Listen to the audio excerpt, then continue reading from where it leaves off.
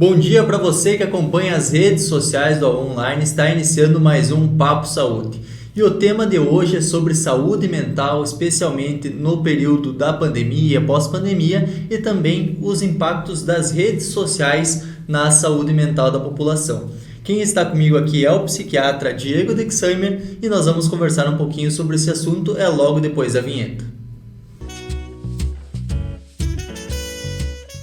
O que é mais importante para você? A sua saúde. Cartão Saúde Santa Mônica. Com o pagamento anual, você terá descontos em especialidades médicas, exames, cirurgias, procedimentos médicos. Você também recebe diversos benefícios, como fisioterapia, farmácias, psicologia, estética, óticas e academias. A melhor tecnologia à sua disposição. Cartão Saúde Santa Mônica. Um novo jeito de cuidar de você.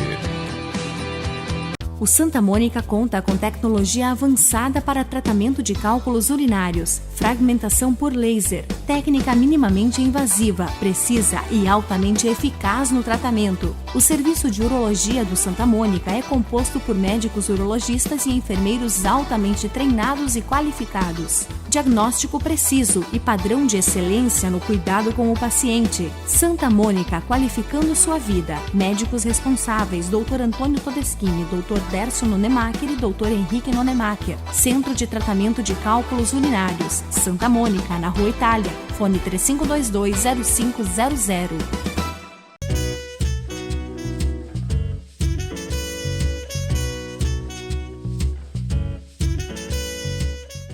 Então, como eu havia falado, o tema do Papo Saúde dessa semana é saúde mental no período da pandemia e agora pós-pandemia, e também as redes sociais, o impacto das redes sociais sobre a saúde mental da população. Eu estou aqui com o psiquiatra Diego Dexheimer, que vai falar comigo sobre esse tema. Seja muito bem-vindo, Dr. Diego. Em primeiro lugar, gente, muito obrigado pelo convite, né? Eu sempre digo nessas oportunidades que é um prazer estar aqui, é um prazer poder falar sobre um assunto que muito me interessa, porque é o meu trabalho, e tenho certeza que interessa as pessoas de casa, né, que estão nos assistindo, né, no sentido de ajudá-las, né, a vencer alguma dificuldade ou a esclarecer alguma coisa que possa trazer dúvida. Então, né, muito obrigado pelo teu convite. Eu espero que a gente consiga ajudar as pessoas de casa. Com certeza, e é um tema de muita relevância hoje, né, doutora? Essa questão da saúde mental, sobretudo, começou a se discutir muito mais nesse período da pandemia, pós-pandemia, e muitas pessoas acabaram sofrendo com algumas questões que a gente vai tratar hoje ao longo do programa. Então, para iniciar a nossa conversa, já puxando esse gancho da pandemia, quais que foram os principais impactos que você percebeu no consultório de problemas relacionados à saúde mental no período ali do início e decorrer da pandemia? Sabe quando veio o convite e tu colocou algumas coisas, né, que a ideia era falar sobre a pandemia, a gente naturalmente começa a pensar a respeito. E muito rapidamente me veio à cabeça a seguinte ideia, assim, né, que o vírus, né, que estava espalhado pelo mundo inteiro, né, no momento da pandemia, ele prejudicou muita gente, né, muitas pessoas foram infectadas por ele, mas a gente não pode dizer que foi a totalidade das pessoas, né. E o que eu vou dizer talvez também não possa ser expandido à totalidade, mas eu acho que um número ainda maior, que é o sentimento de medo, né? Muita gente foi, de novo, né? Muita gente foi impactada pelo vírus, pela doença, mas mais gente ainda, tanto as que pegaram a doença quanto outras, né, envolvidas com familiares ou mesmo que estavam vivas neste mundo, vendo essas coisas todas elas sofreram muito com medo. E acho que foi uma das coisas que levou muitas pessoas ao consultório, ou pelo menos as que iam abordavam essa questão, né? Então, assim, acho que é um ponto importante que tem relação, né, com algumas coisas de saúde mental, mas eu acho que esse foi até um trabalho que eu procurei fazer, assim, né, de tentar, além de tratar as pessoas naquilo que as trazia, tentar poder, com informação, né, com as coisas que a gente estudava, acompanhava, poder diminuir o temor das pessoas de várias, e principalmente, assim, né, medo de fazer coisas que eram do dia a dia, abraçar um familiar, chegar perto das pessoas, né? Então, assim, foi muito diferente o que aconteceu com o mundo, né, em relação ao que a gente estava acostumado. Eu acho que talvez pessoas com muita idade tenham vivenciado lá no início do século XX a pandemia que houve, mas das pessoas vivas, muito poucas tiveram essa experiência. E realmente foi desafiador, assim, a gente enfrentar aí todas as coisas que foram relacionadas à pandemia. E o medo, para mim, talvez uma das principais. E aqui no Brasil, você falou dessa questão dos problemas até para as coisas básicas para nós, que é abraçar um familiar, estar junto. Aqui no Rio Grande do Sul, dividir um chimarrão. Tudo isso foi muito impactado pela pandemia e é algo que é da nossa cultura, né? Exato. O brasileiro tem muito isso do contato físico, da proximidade, que em alguns outros países não é tão comum. Eu acho que até por isso a gente acabou sofrendo um pouco mais, né? Concordo plenamente, assim, é da nossa natureza o visitar os amigos, o estar com as pessoas, o compartilhar momentos juntos. A gente é muito afetivo, a gente é muito receptivo, até o contato físico mesmo, né, do abraço, do beijo, que em outras culturas talvez até não tenha tanto, e de fato, né, foi muito contra a nossa natureza. Foi difícil para todos, mas de fato para algumas pessoas o impacto acabou sendo maior, né? Então realmente é o que tu disseste. E o número de pessoas que procuraram o consultório, assim, pacientes novos nesse período da pandemia, ele cresceu muito? Sabe que isso foi uma coisa curiosa, Vicente? Muita gente diz assim, teu consultório agora deve estar cheio, né? Porque com a pandemia, todo mundo mexido com isso, a cabeça das pessoas não está legal. Essa situação foi curiosa nesse sentido, porque, de novo, né, a pandemia impactou a saúde das pessoas, mas ela impactou uma série de outras coisas que têm influência nisso, né? Por exemplo, a questão financeira, né? A gente vê hoje ainda, infelizmente, as pessoas quando precisam reduzir gastos ou se preocupar com a sua economia familiar, né? Por exemplo, elas acabam abrindo mão de algumas coisas. E, infelizmente, muitas vezes a gente vê o cuidado com a saúde indo nesse caminho. Então, se por um lado poderia pensar que muita gente precisava e isso ia gerar uma demanda, ela acabou um pouco sendo reprimida também, justamente até pela questão financeira, se a gente for pensar. Então, realmente houve uma procura muito grande, isso certamente impactou a saúde mental das pessoas. Pontualmente na pandemia, e claro, eu acho que não só na saúde mental, mas em todo o resto, a gente ainda vem acompanhando, né, as consequências da pandemia, e isso provavelmente durante os próximos anos, décadas, talvez a gente vai estudar e vai tentar entender, saber como melhorar, inclusive, né? Porque tem ainda, tanto psicológicas quanto físicas, consequências que a doença ainda, né, nos faz estudar e entender melhor. E com relação àqueles pacientes que já estavam no consultório, já realizavam tratamento para transtornos como ansiedade, depressão ou outros transtornos de ordem mental, qual foi o impacto, por exemplo, da pandemia nessas pessoas que já vinham fazendo o tratamento? Você percebeu bastante alterações, a questão do medo, tudo isso? Dois aspectos, né? O que estava acontecendo com o mundo, né, do ponto de vista psicológico, emocional, as notícias, a maneira como as pessoas estavam sofrendo com a doença, perdendo pessoas. Então, naturalmente, esse impacto emocional que foi de escala global afetou aquelas pessoas que, por exemplo, poderiam estar dentro de uma estabilidade, de um quadro já ajustado, tiveram alguma piora, algum desajuste. Então, realmente, não só pacientes novos, mas pacientes que já eram do consultório tiveram o seu quadro afetado.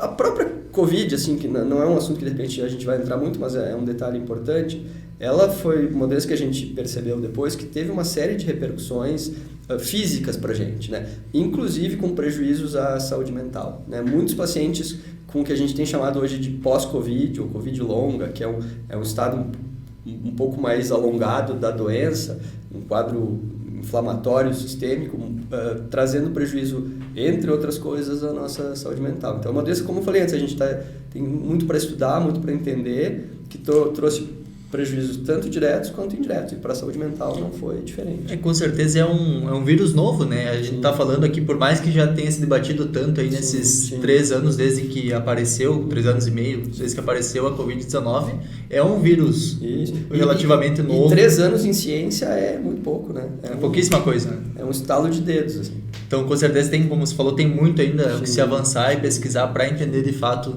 a Covid-19 e o impacto no organismo. Graças a Deus hoje acho que numa curva de melhora, de entendimento, mas realmente temos coisas a pensar sobre ela. Tanto que a gente está aqui, né, falando desse assunto. E você chegou a trabalhar com pacientes que contraíram a Covid-19 e tiveram complicações mais graves? Fisicamente falando? Diretamente no consultório, eu não quero que a memória me traia, assim, mas eu tenho a impressão que quadros severos ou de eu ter perdido pacientes que, né, tiveram Covid, eu vou te confessar que não me recordo. Mas os mais variados os casos, assim, de pacientes assintomáticos, pacientes leves, pacientes um pouco mais graves, e com essas repercussões que eu falei, né, relacionadas à doença e depois na continuidade da doença, digamos assim, também tendo algum prejuízo. Então, realmente, ela foi um problema que, né, não preciso dizer isso, mas, né, para reforçar, nos deu bastante trabalho relacionado a ela e é o que veio junto com a doença. E nesses pacientes que você tratou que tiveram a doença, então esses casos um pouco mais graves, principalmente que você comentou, percebeu alguma mudança na percepção deles na saúde mental após contraírem o vírus? Eu acho que as pessoas foram muito mexidas em relação à sua saúde, Vicente, em relação à pandemia. Porque, claro, todos nós sabemos que um dia vamos morrer, que as doenças estão aí, que podemos adoecer, aquilo que temos que fazer para cuidar da nossa saúde, para a nossa vida ser mais longa e mais saudável. Isso tudo a gente mais ou menos tem contato. Os próprios meios de informação hoje, né, nos trazem muito isso. E acho que esse susto com relação à pandemia fez a gente focar ainda mais nisso, né, aos cuidados com a saúde. Claro que por dois lados, assim, que podem até parecer contraditórios. Eu acho que as pessoas entenderam que o cuidado da saúde é importante, que a gente tem que olhar para isso o tempo todo, não é só quando tem uma pandemia, mas a gente também precisa entender que a nossa saúde não corresponde a tudo, porque hoje a gente ouve muito isso, né, e o que eu vou falar pode parecer estranho, mas a gente vê muito, tem até uma frase que a gente diz, né, que Deus me dê saúde, o resto a gente corre atrás. Mas eu não sei se é exatamente assim, Vicente, porque saúde é uma coisa que, em muitos casos, e de novo, eu não quero parecer contraditório sendo médico, mas claro que depende da gente, claro que a gente tem que ter boas atitudes, a gente tem que se cuidar, a gente sabe o que faz mal e o que não faz, mas também a gente tem que entender que algumas coisas não estão ao nosso alcance, né? E a gente simplesmente se preocupar só com saúde e o resto, né? Quantas pessoas, por exemplo, que não têm lá uma saúde muito boa e mesmo assim trabalham, produzem, né, trazem coisas até para a humanidade. Tem o cientista aquele que até faleceu, o Stephen Hawking, se não me engano, ele tinha um problema de saúde muito sério, ele era uma pessoa cheia de limitações e mesmo assim ele conseguia contribuir para as pessoas. Então, claro que a saúde tem que ser cuidada, claro que temos que valorizar, mas também não adianta a gente se preocupar só com isso e deixar outras coisas, né, a descoberto, digamos assim. Então, a saúde é muito importante, mas a gente tem que saber se ela nos falta aqui e ali, talvez a gente tenha que compensar com outra coisa. Então, mas, de fato, as pessoas todas foram levadas a pensar nesse problema, seja o que for, né? Seja por que viés a gente pegar. Então, o fato das pessoas entenderem que é preciso cuidar da saúde realmente foi importante, né? Para não dizer que a pandemia trouxe coisas ruins, claro que teve coisas positivas, né? A própria maneira como a gente interage no mundo digital hoje, né? Coisas que nos trouxeram facilidades, benefícios, enfim, né? De tudo a gente sempre consegue tirar uma lição e um aprendizado. Claro que não precisava uma coisa dessas, mas uma vez acontecendo, a gente tem que tentar buscar o melhor dentro daquele contexto. E com certeza trazendo esse ditado que você comentou, que as pessoas falam muito, que Deus me dê saúde e que o resto a gente corre atrás, né? Muito se fala isso também quando, enfim, vai desejar um feliz aniversário, fala a pessoa que Deus traga saúde e o resto a gente vai atrás. Mas eu penso assim que a saúde também é construída, né, doutor? Claro. Então, a gente não... Por mais que a pessoa tenha fé, tenha a sua religião, não adianta tu esperar que tu vai ter o estilo de vida todo desregrado e que a saúde vai vir, que Deus vai te dar essa saúde. Deus ajuda quem se ajuda, né? A gente tem que contribuir para que as coisas aconteçam, né? E com saúde é assim, de fato. Eu posso ter uma doença rara, uma coisa que eu não tenha muito responsabilidade, mas mesmo nessa situação, há algo que eu possa fazer, né? Há algo que a minha vida possa contribuir e não se encerra a questão aí, né? Então, de fato, a gente tem que cuidar, a gente tem que fazer as coisas que a gente sabe que são boas para a nossa saúde e não deixar para depois, né? Porque a pandemia trouxe isso. Uma pessoa que hoje estava aqui, amanhã não estava, de um dia para o outro, por uma doença muito séria. E com a gente é assim, né? Um dia vai ser o nosso último dia, né, Vinícius? Vicente, desculpa. E esse dia pode ser hoje, pode ser amanhã, pode ser daqui 20, 30, 40 anos. Não é aquela coisa inconsequente de, então pode ser meu último dia hoje, eu vou fazer o que for que me der vontade. Mas entender que cada dia eu posso ter a última oportunidade de abraçar alguém, de fazer uma coisa boa, de fazer uma coisa legal no meu trabalho, de contribuir para a vida de uma pessoa. Então acho que todo dia a gente lembrar um pouquinho disso, a gente vai fazer os nossos dias valerem mais a pena, né? Aquela Saber coisa de, essa inconstância de tudo. Isso, do tipo, hoje é segunda-feira, puxa, começa tudo de novo. Aí hoje eu falei, brincando com uma pessoa até, nessa coisa de reclamar da segunda-feira. Já pensou se na vida da gente a gente abrisse mão de todas as segundas-feiras porque a gente não gosta delas? Olha quanto tempo de vida a gente teria subtraído da nossa existência. 1/7 de toda a vida. Né? Dormir, por exemplo, que é uma coisa fundamental, muito importante até para a saúde mental. A gente passa 1/3 da nossa vida dormindo. Vamos deixar de dormir por causa disso? Não, né? Então, tudo é uma questão de equilíbrio, da gente poder, se não ficar sempre absolutamente em uma linha reta de condutas, de coisas acertadas, pelo menos a gente tem um referencial, né? Do que me faz bem, com o que eu ajudo as pessoas, né? Qual é o caminho mais acertado a seguir. Eu posso até me desviar, eu posso ter problema, mas eu tenho uma direção, né? Um lugar para voltar, digamos, no sentido das minhas condutas. Então, acho que ter atenção com isso é importante. Com certeza. E, doutor, voltando agora para o assunto da pandemia, você acredita que, com relação à saúde mental, a gente sabe que com relação à saúde física tinha aqueles grupos de risco que tinham mais propensão a ter complicações caso contraíssem o vírus, né? Com relação à saúde mental, você acredita que também teve grupos populacionais que tiveram um maior impacto em sua saúde mental? Eu tenho convicção que sim. A gente tem um dos grupos que já se falou, inclusive, né, em relação à própria pandemia, que tinha um risco maior, que era dos idosos.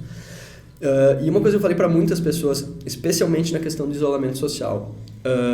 Se a gente parar para pensar, né, pessoas com mais idade, que já não trabalham mais, que talvez fiquem mais nas suas casas, uma vida que naturalmente já é muitas vezes mais sozinha. Porque podem ter filhos, podem ter netos, podem ter pessoas próximas, mas que também estão em um outro ritmo de vida, né? Filhos que trabalham, netos que estudam, e já eram pessoas que passavam um tempo menor acompanhadas. E aí veio a pandemia e disse, não, agora vocês não podem passar tempo nenhum. Né? E mais, porque, né, uma coisa até tanto cruel, assim, de querer responsabilizar, por exemplo, um neto que quisesse beijar ou abraçar o seu avô, de passar para ele uma doença que iria matá-lo. Então, né, isso foi pesado, assim, e claro, no sentido de proteção, e eu não estou dizendo que não estava certo, mas a gente deveria ter considerado um pouco esse aspecto também. Já são um grupo que ficava mais isolado, mais sozinho, e agora, né, e a partir da pandemia passou a ficar completamente isolado. E no outro extremo, as crianças que, né, apesar de sofrerem menos com o vírus, eu me preocupou um pouco a questão da vida escolar, né, de muitos, assim. Crianças que estavam no seu ano de alfabetização e por mais que o ensino online tenha ajudado muito e seja uma ferramenta muito útil e que a gente tenha a crescer e agregar com ela, isso era muito inicial, assim, né?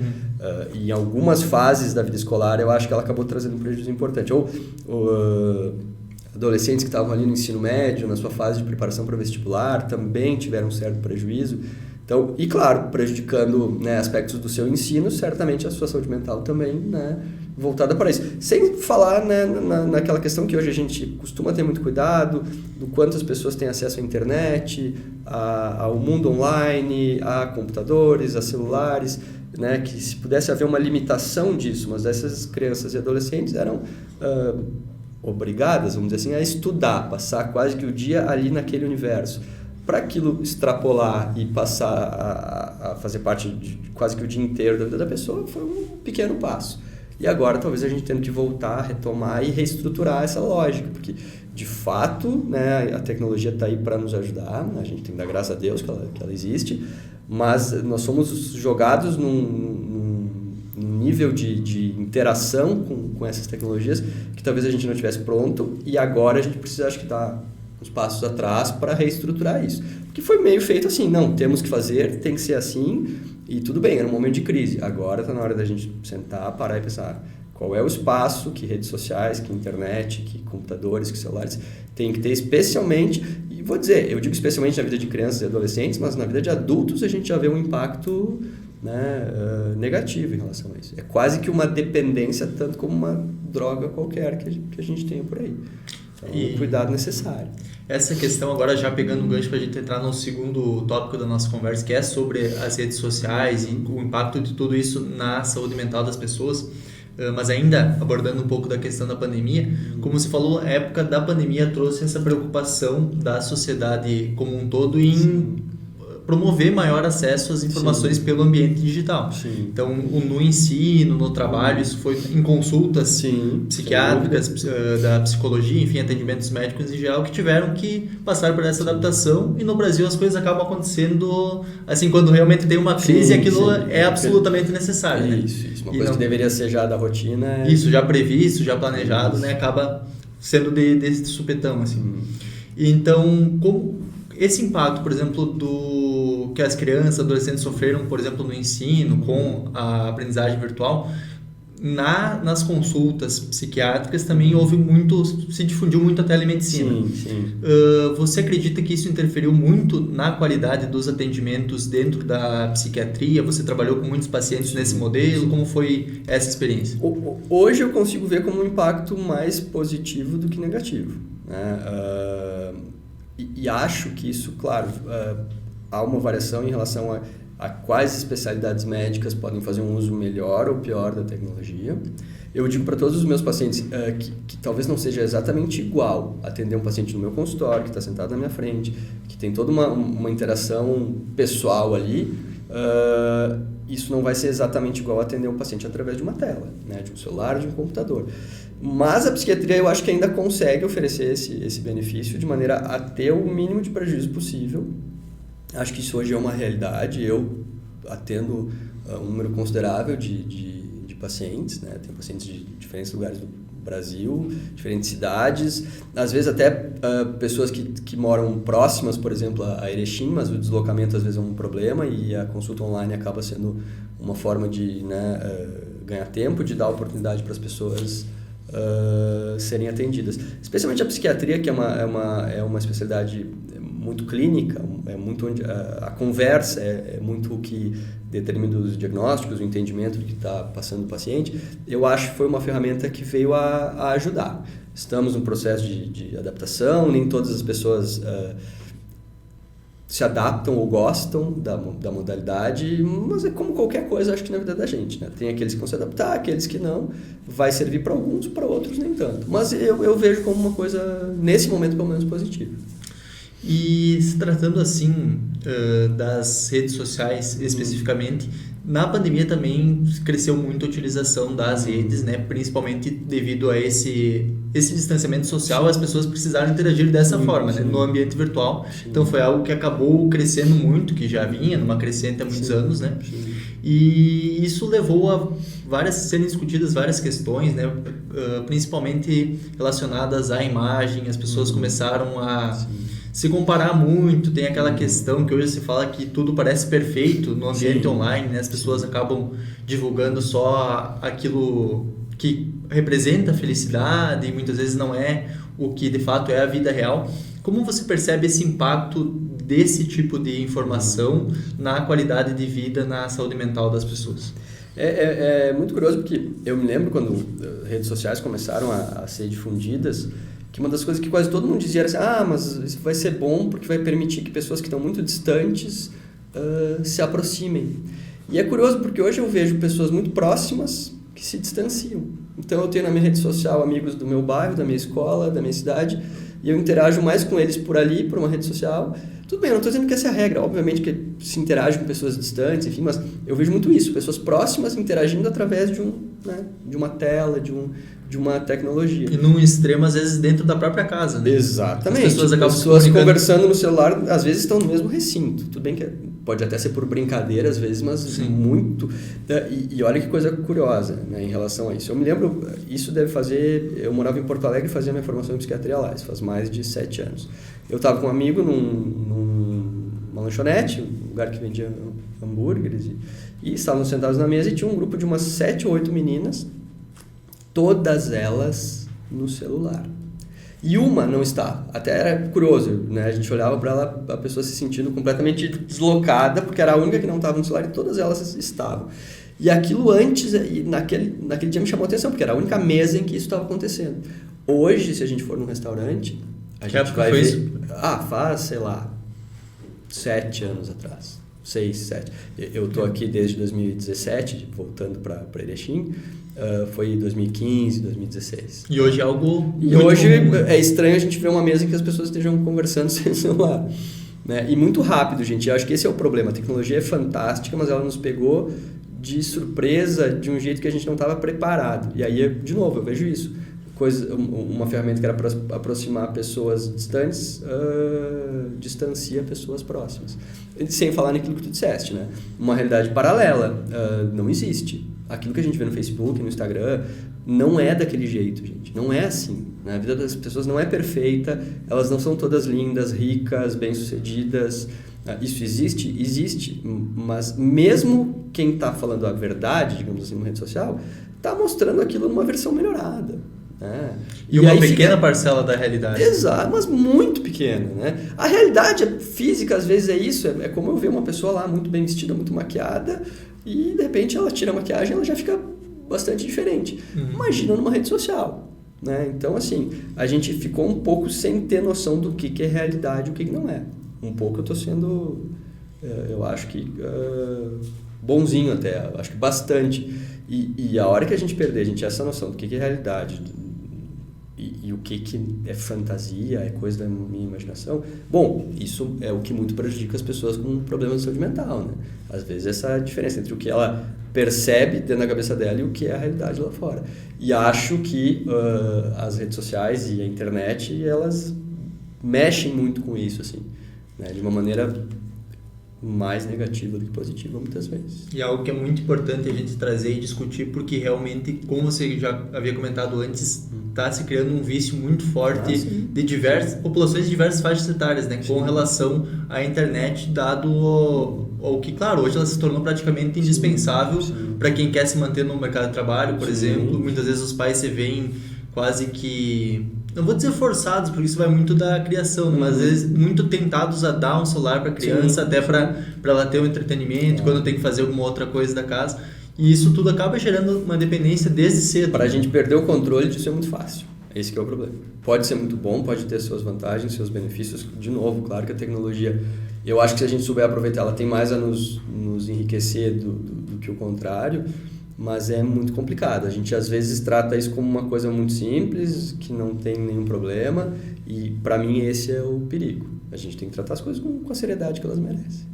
E outra questão que já, desde o surgimento principalmente das redes sociais, mas de uma certa forma da internet como um todo, hoje a população tem mais acesso à informação. Mais a informação e também a desinformação, dado a facilidade que hoje tu consegue jogar alguma coisa nas redes e as pessoas têm acesso, né? Como você vê que esse excesso de informação e também o medo de ficar por fora do que está acontecendo, das notícias, essa necessidade de estar sempre atualizado pode impactar na saúde mental das pessoas? Eu acho que o grande problema disso é as pessoas privilegiarem ter muita informação no lugar de ter senso crítico, que é saber avaliar e filtrar aquilo que eu recebo. Então, realmente, eu até brinco com pessoas mais jovens. Eu quando estava na escola, eu estudava na biblioteca, pegava um livro e pesquisava nele. Hoje a gurizada pega um celular, Google, tem tudo ali. Mas aí é que tá, tem tudo. Verdade, mentira, meia verdade, né? E a gente simplesmente ter o acesso à informação conforme ela me é trazida, sem poder passar por um filtro individual, né? Sem passar pela nossa inteligência de avaliar se aquilo é verdade ou não, se aquilo está certo ou está errado, porque é muito rápido e às vezes é isso, eu preciso ter a novidade, eu preciso ter a informação primeiro e não estou preocupado se isso tem né, se é real, se não é. Então, eu costumo dizer assim, a informação demais eu acho pior do que informação nenhuma até, porque é um excesso. Informação, né? E se fala muito, não, porque agora todo mundo tem acesso ao conhecimento. Eu acho que informação é diferente de conhecimento, né, doutor? Exatamente. Tu ter um monte de notícias, um monte de coisas jogadas numa tela de computador, no teu celular, sem tu ter tido uma preparação para poder avaliar aquilo, entender aquilo direito e poder dar um destino, né, para aquela informação que tu recebeu, é fundamental. E a gente não está fazendo isso. E o que eu percebo até, fazendo uma autocrítica agora, com toda essa informação que a gente recebe, a gente acaba lendo notícia, conteúdos, às vezes até olhando ali alguns estudos científicos mesmo, mas a gente não se aprofunda naquilo. Exato. Às vezes tu vai ali, tu abre mesmo um artigo científico, tu vai lá ler um pouco o resumo, às vezes lê um pouco ali dos resultados e pronto, tu não aprofunda o tema, não busca outros temas relacionados. Claro, a gente coloca desculpa daí na correria do dia a dia, nas outras informações que a gente tem que se atualizar, mas como tu diz, às vezes é melhor tu ter informações que tu vai se aprofundar e buscar consolidar um conhecimento do que tu ter toda essa enxurrada de informação que acaba não virando em nada. E às vezes a gente quer a informação que valida o que a gente pensa, né? Então, Também. se eu achar um estudo que concorda com o que eu estou pensando, ou se alguém der uma opinião que é igual à minha, aí eu acabo dando mais valor para aquilo, né? E aí eu estou, de novo, manipulando a informação de um jeito que só me serve e não serve às outras pessoas. E é o que muito se faz, né? Nessa coisa de enxurrada de informações, de muita velocidade, de hoje uma coisa é verdade, amanhã já não é mais. Então, como é que fica a cabeça da gente para lidar com isso tudo? E voltando à questão dessa dependência das redes que nós estávamos falando, quais são os principais sinais, sintomas que as pessoas acabam desenvolvendo quando realmente isso se torna algo crítico que precisa de uma intervenção médica? Sabe que tem uma coisa curiosa que acho que tem relação com qualquer dependência, até dependência de drogas, enfim. É muito comum o dependente dizer assim, não, mas a hora que eu quiser eu paro, né? Isso não me controla. Mas só que ele nunca para, né? A hora que eu quiser eu paro, mas eu passo o dia inteiro no celular, eu não dou atenção para minha família porque eu fico no celular, eventualmente eu prejudico o meu trabalho porque eu estou no celular, eu não durmo direito porque eu fico jogando no computador até de madrugada. Então, isso começa a alterar rotinas normais da minha vida e começa a me trazer pequenos prejuízos, eu tenho que parar para pensar que tem alguma coisa errada. E é um auto-engano, né? Claro, essa questão de dizer exato. Quando eu quero. Porque quando eu quero pode ser qualquer momento, né? Só que esse momento não chega nunca. Mas eu tenho na cabeça, não, mas quando eu quiser eu paro. Aí eu disse, mas então para. Fica uma semana sem. Não fica, né? E é muito importante quem está por perto, eu digo bastante isso também. Se eu estou percebendo que alguém na minha família, algum amigo, alguém próximo está passando por isso e não está percebendo, eu tenho que, claro, não estou dizendo que ninguém é obrigado a isso, né? Mas se eu me importo com a pessoa, insistir, né? Fazer com que ela questione isso, pelo menos, ou busque uma... É como, por exemplo, saber se tem um problema de saúde mental ou não. A pessoa quer saber, vai no médico. Vai no psicólogo, pergunta, questiona, se interessa. Se eu tiver uma dor qualquer, uma dor no peito, uma coisa assim, eu não vou ir no médico, de repente ver se eu tenho um problema cardíaco ou tenho alguma outra questão de saúde, por que não com saúde mental também? Né? Tudo bem, a gente tem uma noção, né, que é parcial de que mas a gente controla os nossos pensamentos, a gente controla nossas atitudes, é como se a parte da saúde mental tivesse mais sob o meu domínio. Eu não consigo dizer para o meu coração acelerar ou desacelerar ou se comportar do jeito que eu penso, mas as minhas atitudes, os meus pensamentos eu tenho algum controle. Só que se eu parar para pensar, a parcela de controle que eu tenho sobre isso é muito pequena. E eu fico me enganando achando que eu estou dominando toda a situação, que está tudo bem comigo, que está tudo certo, quando na verdade não está, né? Por isso, talvez ouvir uma palavra amiga ou alguém que esteja nos observando de fora, que consegue perceber melhor coisas que eu estou ali tanto tempo convivendo com aquilo que eu já acho que aquilo é normal.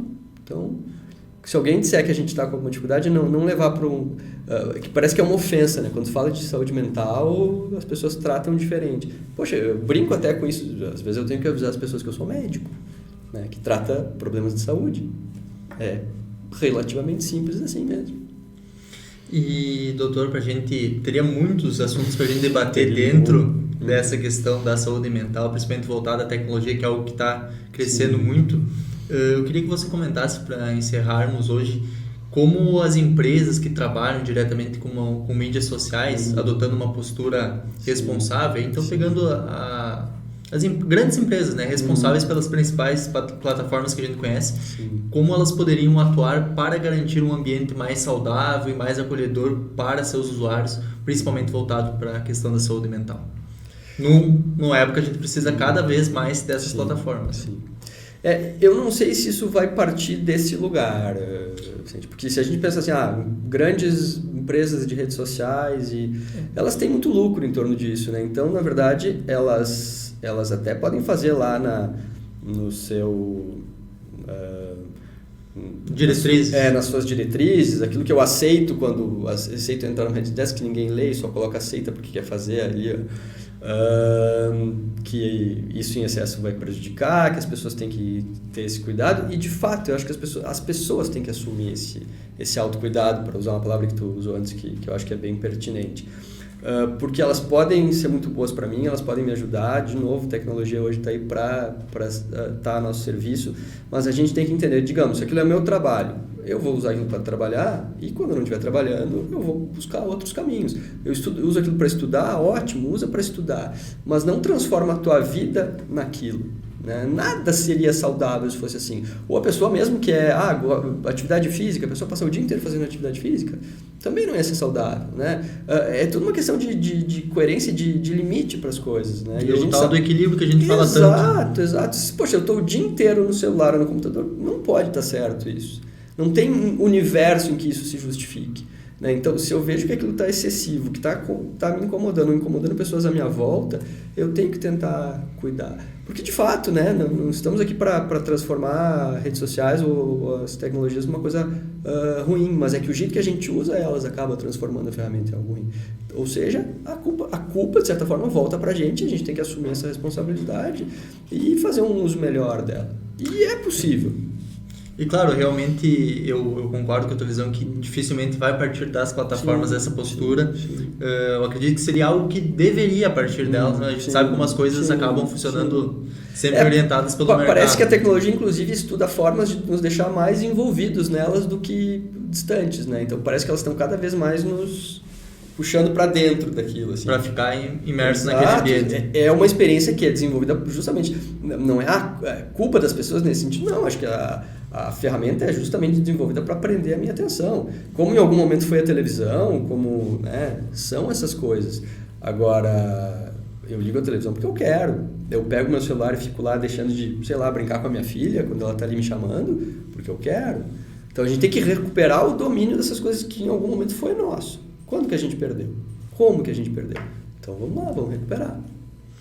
Muito bem, esse foi o Papo Saúde dessa semana. Eu agradeço muito a todos vocês que nos acompanharam. Com certeza é um tema muito pertinente que vai estimular muitas reflexões em todos vocês. Eu agradeço a participação. Com certeza teria muito mais coisas para a gente debater, né, doutor?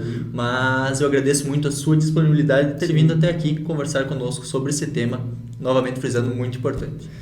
Como eu disse no início, eu falaria sobre isso durante horas, se precisasse, é o meu trabalho, é o que eu convivo no dia a dia. Sei da importância, porque sei, né, como as pessoas chegam no consultório. E mais uma vez agradecer e elogiar a iniciativa de vocês, porque é isso, né? A gente falava de informação antes. Quem oferece informação também tem essa responsabilidade de oferecer boa informação que vai ajudar as pessoas. E eu quero acreditar que o mundo ainda tem bastante gente assim interessada em ajudar, em melhorar a vida das pessoas. A gente está aqui falando sobre isso, é um exemplo. Então, mais uma vez, eu agradeço ao Online pelo convite. Nós que agradecemos e, é claro, o intuito do Papo Saúde, o programa que nós começamos e estamos desenvolvendo em torno da saúde é justamente levar informação de qualidade sobre saúde, trazendo sempre especialistas, né? Outra coisa, doutor, as pessoas, quando têm alguma dúvida, querem esclarecer algum ponto, procurar um especialista daquela área para tirarem essas dúvidas e esclarecerem essas questões relacionadas à saúde. Novamente, muito obrigado e até a próxima.